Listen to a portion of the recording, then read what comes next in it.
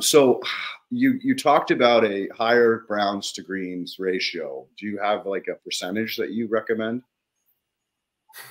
Um, yeah, I mean, I'm usually always going for about 2/3 brown to 1/3 green.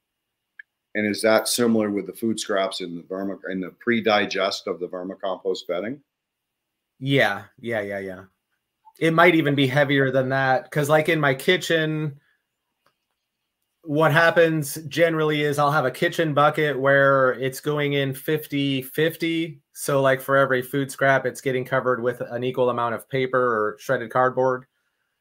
And then that gets taken outside and then covered up with some more wood chips or leaves. So you've got the brown green mixture that then gets covered up again with carbon. So it ends up being, it usually should be about 2/3.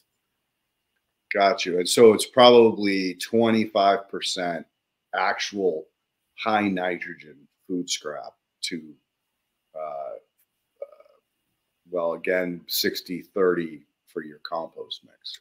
For your pre No, altogether nitrogen, 30% nitrogen, 33, 66 or whatever.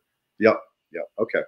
All right. Because that's always been another challenge with trying to compost food waste is that a lot of times it gets very anaerobic and nasty very quickly because they are either not pre-digesting it or they're adding too much. They're adding 33% food scrap to 66%, wood chips or browns. I mean, that's kind of the experience I've had out here in California. And there's been a big push to get rid of the food scraps being allowed to go into the landfill. And so a lot of these guys have been trying to do this to compost using food scraps at those ratios, and it's turned into quite a nightmare.